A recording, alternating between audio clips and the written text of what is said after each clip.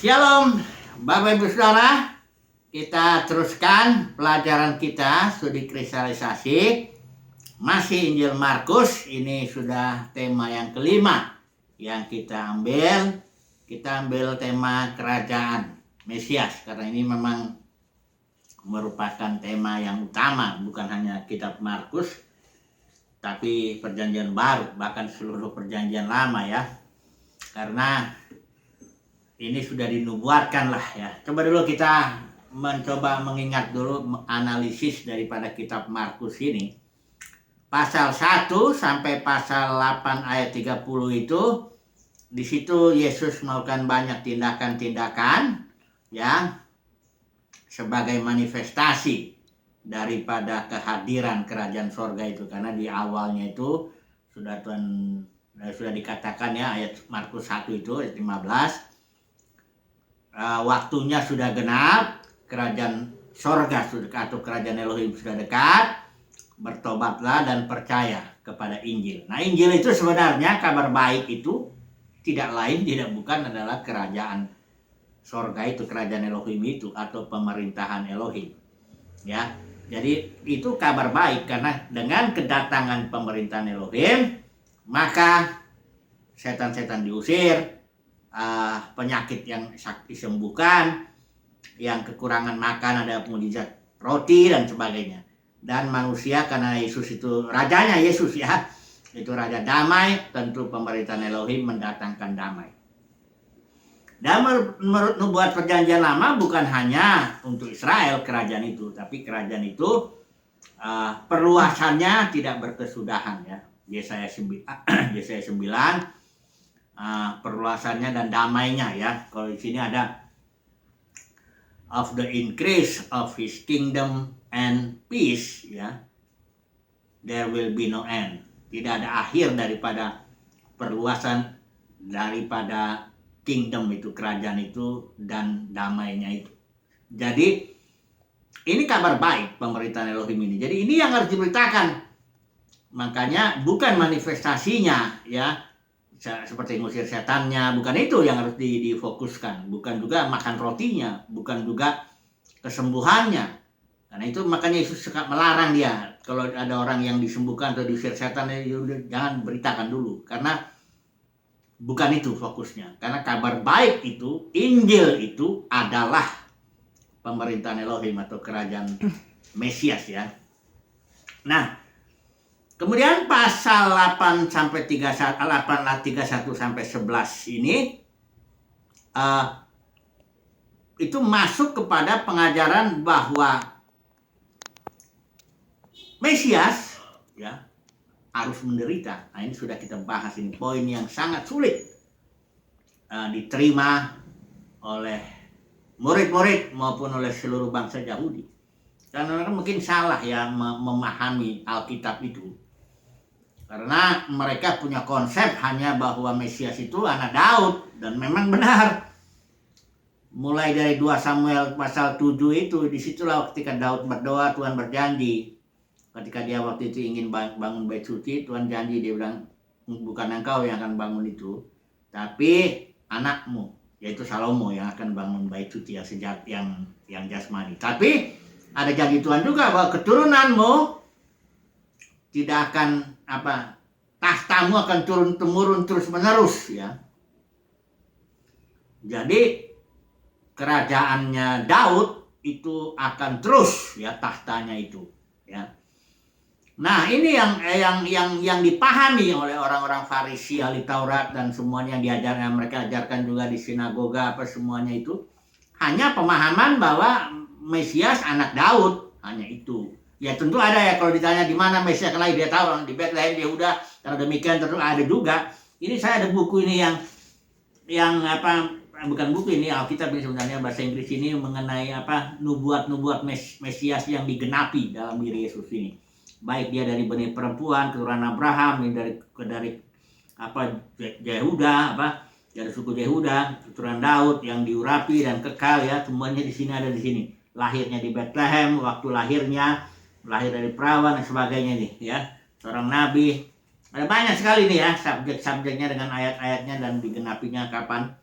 Semuanya ada di situ. Jadi orang Farisi ini hanya paham, pemahamannya jasmani, bahwa Mesias haruslah seorang yang tentu mendirikan bait suci, seorang yang tentu membebaskan Israel dari musuh jasmani, ya, dan dia menjadi pemimpin dunia dalam arti pemimpin yang membawa damai kepada dunia dalam arti Israelnya nanti menjadi kepala, bangsa Israelnya dan bangsa-bangsa lain sebagai ekornya. Ada beberapa lagi yang mereka harapkan ya Mesias itu, tapi semuanya itu jasmani. Itu sebabnya Yesus mencoba mengoreksi ya pemahamannya bahwa Mesias, kerajaan Mesias itu lebih tinggi, di dalam alam dimensi yang lebih tinggi. Yesus bertanya, menurut kamu siapa Mesias itu? Mereka bilang anak Daud. Tapi ternyata di Mazmur ada Daud di situ diurapi, dia bilang begini, Tuhan berfirman kepada Tuanku, duduklah sebelah kananku sampai kubuat musuh-musuhmu takluk. Itu nubuat untuk Mesias. Dan Daud menyebut Mesias itu tuannya. Makanya Yesus bilang, bagaimana kalau kamu bilang Mesias itu anak Daud, kenapa Daud menyebutnya dia tuannya juga? Orang Farisi nggak bisa jawab. Jadi jawabannya sederhana. Kerajaan Mesias ada di alam yang lebih tinggi, dimensi yang lebih tinggi, dimensi surgawi. Itu sebabnya ketika Yesus datang, dia mau membebaskan Israel dari dosa musuh-musuhnya iblis, roh jahat. Makanya manifestasi kerajaan surga itu, kerajaan Mesias itu yang ngusir setan, penyakit, apa semuanya ya, berikan damai. Jadi bukan berarti tidak peduli jasmani ya, dikasih roti juga kok ya. Tapi yang utama itu kerajaan Mesias itu adalah kerajaan dalam dimensi surgawi. Ya, Yesus duduk sebelah kanan Bapa. Nah, untuk prosedurnya, saya udah jelasin itu, untuk prosedurnya mencapai, Yesus itu mencapai posisi sebelah kanan Bapa, duduk itu artinya duduk itu bukan, artinya dia punya tahta, punya kekuasaan, punya otoritas. Makanya Yesus bilang segala otoritas di sorga, di bumi sudah diberikan kepadaku. Jadi untuk mencapai itu, nah ini prosedurnya ada. Inilah hukum kingdom itu, hukum kerajaan. Yesus mengosokkan diri dulu, kenosis itu dalam Filipi. Terus dia mati di kayu salib, bangkit, terus dia duduk sebelah kanan Bapa. Dan dia bilang, nah di sini poin bagian kedua dari Markus ini membilang bahwa Mesias harus menderita dan juga pengikutnya. Makanya kita sudah bahas kemarin kan, barang siapa mau ikut aku, kata Tuhan itu, ya harus pikul salibnya. Prinsip salib itu penyangkalan diri ya, memilih kehendak Bapa dan menanggung akibatnya. Yesus itu memilih kehendak Bapa, menanggung akibatnya salib itu untuk menebus dosa manusia. Dan kita pun begitu pengikutnya. Prinsipnya memilih kehendak Bapa dan akan ada akibatnya nanti ya. Nah, kita sudah bahas itu ya, bagian kedua itu ya. Kemudian yang ketiga ini terakhir, ketika Yesus masuk Yerusalem menawarkan diri, ya. Ketika dia menawarkan diri, sayangnya tidak ada di situ para pemimpin yang menyambut. Ya memang Yesus sudah ditolak dari awal ketika pelayanan di Galilea juga, dia sudah ditolak oleh orang-orang Farisi yang datang dari Yerusalem itu ya. Jadi dia datanglah ke Yerusalem di sini, Markus ya. Dia di mana dia datang? Kita lihat dulu lah sebentar ini di sini. Pasal 11 ayat 12 ya, pasal 11. Nah, disinilah dia ya, pasal 11. Judulnya nih kalau LA itu Yesus dielulukan di Yerusalem. Yang teriak-teriak ini Yesus naik keledai, ini semua sudah dinubuatkan juga, dia naik keledai. Lihatlah rajamu datang, ya lemah lembut naik keledai. Di sini yang menyambut itu orang banyak ini. Orang-orang yang berjalan di depan, mereka yang mengikuti, dibilang berseru Hosana, diberkatilah dia yang datang dalam nama Tuhan, diberkatilah kerajaan yang datang. Mereka sudah, walaupun mereka nggak bilang di situ kerajaan Mesias, tapi kerajaan Bapa kita Daud, ya. Hosana di tempat yang maha tinggi, ya. Tapi di bagian lain Injil ini bahkan orang Farisi menegur. Orang banyak itu, dia bilang, guru tegurlah mereka ini. Nah Yesus bilang kalau mereka diam itu batu-batu pun akan teriak itu. Nah di Injil Lukas itu Yesus menangisi kota Yerusalem karena mereka nggak tahu saat ya, di mana Tuhan melawat. Coba dulu kita baca dulu, ini penting sekali ya. Kita lihat bantuan dulu dari kitab Lukas ya. Yesus yang masuk ke Yerusalem ya. Di mana dia? Yesus masuk ke Yerusalem. Sebentar ya. Yesus masuk ya, sebentar ya, dia bukan di sini ya, masih agak jauh, sudah mendekati akhir itu.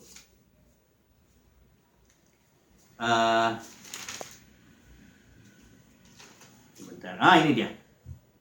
Lukas 19 di sini ya. Yesus dilulukan di Yerusalem, judulnya.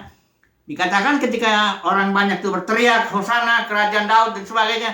Ini ayat 39, beberapa orang Farisi yang turut dengan orang banyak itu berkata kepada Yesus, Guru, tegurlah murid-muridmu itu. Jawab Yesus, aku berkata kepadamu, jika mereka ini diam, maka batu ini akan berteriak.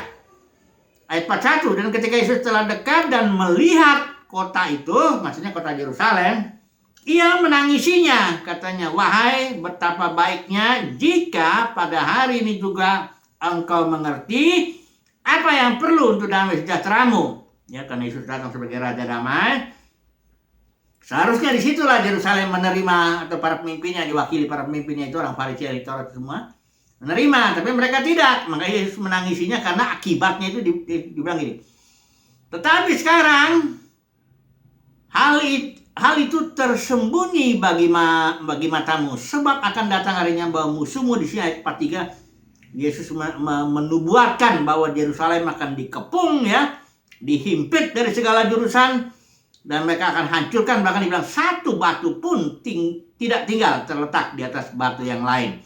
Karena alasannya ini, engkau tidak mengetahui saat bila mana Elohim atau Allah di sini dikatakan melawat engkau. Ketika Yesus datang dengan bawa naik keledai itu masuk ke kota Yerusalem, itu sebenarnya saat di mana Bapa mau melawat Yerusalem untuk damai sejahteranya ya. Mesias itu kalau dia, tapi karena mereka sudah punya konsep Mesias itu haruslah yang jasmani, punya istana jasmani, punya tentara jasmani, mengusir Israel dari musuh jasmani, semuanya begitu. Jasmani. Ketika datang Raja Yesus yang begitu sederhana, naik keledai ya, dan mereka lihat juga nggak berpendidikan ya, dari kalangan yang miskin juga begitu ya, ada tukang kayu, mereka menolak ya. Dan kita tahu Yesus datang kurang lebih tahun 30 Masehi dia masuk itu, karena dia matinya kurang lebih tahun 30 Masehi. 40 tahun kemudian, tahun 70 Masehi, itu Jenderal Titus menghancurkan itu Yerusalem. Itu saya sedikit pernah baca buku Josephus itu, ceritanya mengerikan. Dikepung begitu, itu setelah hancur, kelaparan sudah mulai merajalela, digempur sama tentara Roma. Di satu pohon saja bisa belasan orang Yahudi dipaku, disalib di situ, belasan, satu pohon. Kemudian perempuan-perempuan yang hamil dibelah perutnya. Yang ini, yang muda-muda diperkosa dan sebagainya ya. Katanya ngeri sekali lah. Dan sejak hari itu Israel tahun 70 Masehi sampai tahun 1948, hampir 2000 tahun nggak punya negara ya. Dan mereka keliaran kemana-mana, itu dibunuh. Yang kita tahu Hitler membunuh kurang lebih 5 atau 6 juta itu orang Yahudi, itu yang kita tahu. Banyak kali mereka itu mengalami kesusahan ya. Karena apa? Karena mereka tidak tahu saat bila mana Elohim melawatnya itu. Mereka pikir, tapi mereka sampai sekarang sih nggak pernah. Saya kalau baca itu YouTube itu, rabi-rabi Yahudi modern yang saat ini tuh tetap mereka bilang Yesus bukan Mesias. Kami nggak butuh misionaris Kristen mau ngajarin kami, katanya. Kenapa dibilang Mesias, Yesus bukan Mesias? Mereka bilang sederhananya karena Yesus sudah disalib. Itu aja. Jadi karena kami nggak punya konsep Mesias disalib, itu nggak ada itu. Ya. Bahkan orang Yahudi bilang gini, kami nggak pernah diajarin bahwa kami harus percaya kepada Mesias. Karena kami akan lihat dengan mata kami yang jasmani, jelas itu siapa Mesias itu. Yaitu yang saya bilang tadi, bikin bait suci, melepaskan Israel dari musuh-musuh jasmani, berikan damai bagi dunia ini. Damai jasmani itu loh ya. Israel kepala, bangsa lain ekor. Gampang itu. Mereka jadi bilang, kami nggak disuruh percaya. Karena kami begitu lihat, kami akan tahu. Sampai sekarang mereka itu menunggu Mesias jasmani yang seperti itu.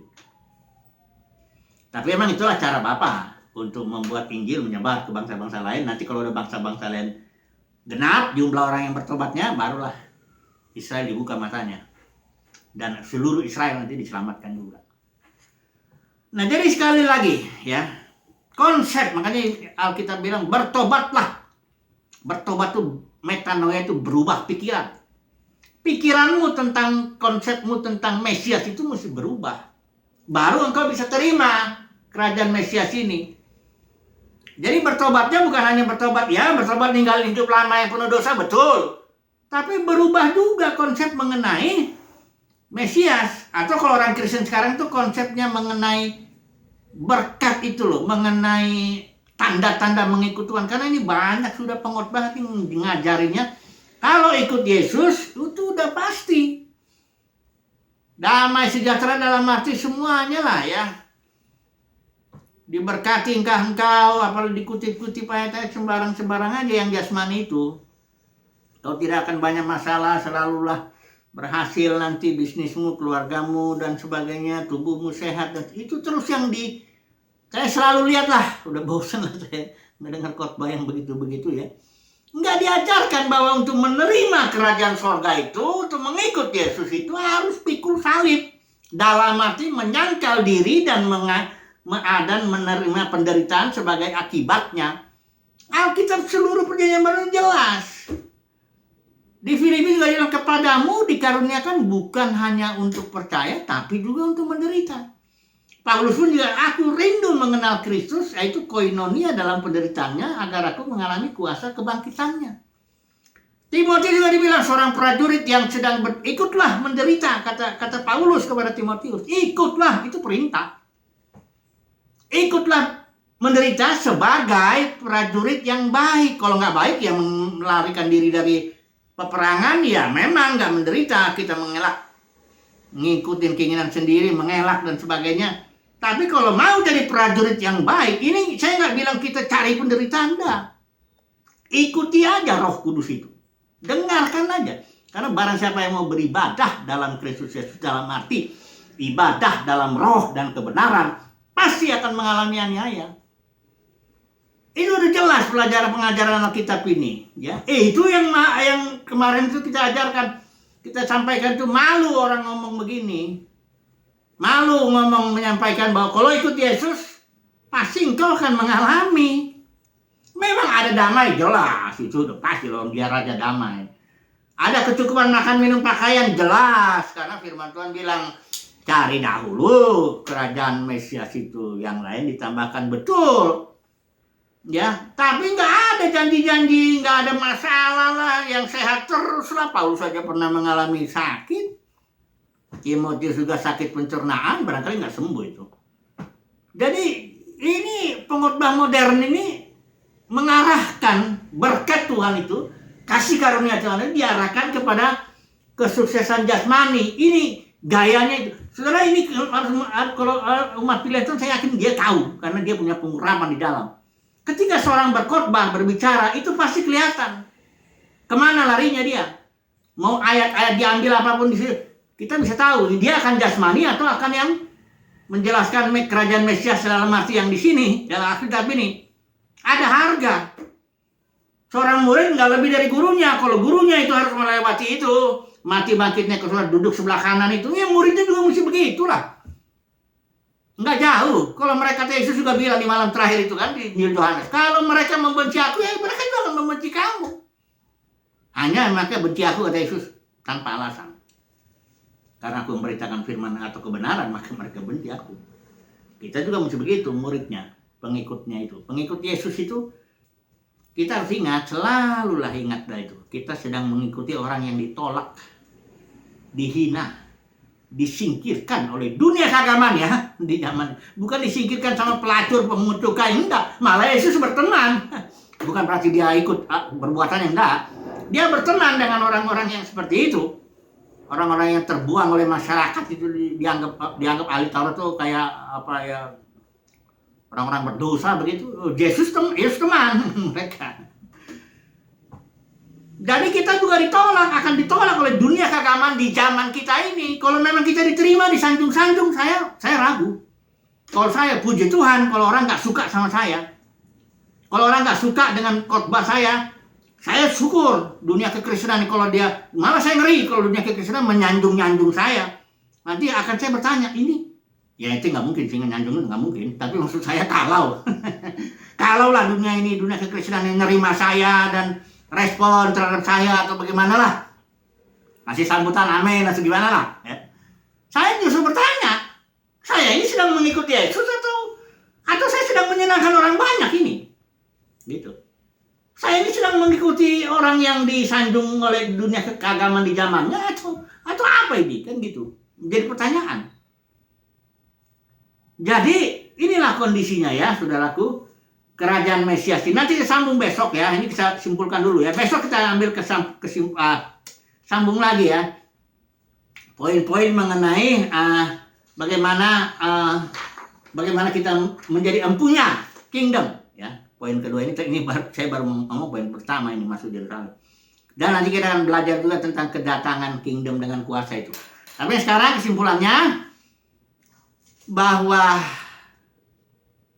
orang Yahudi menolak Mesias yang adalah Yesus karena konsep mereka yang jasmani. Dan saya yakin dunia kekristenan secara umum tanpa sadar menolak Yesus karena konsep dunia kekristenan juga lahiriah, jasmani, berkat-berkat jasmani, fokus kepada kesuksesan jasmani umumnya ya. Gak ada yang baru kok di dunia ini. Jadi orang tanpa sadar menolak Yesus ya, karena konsep jasmaninya itu. Puji Tuhan, besok kita sambung lagi. Haleluya, amin.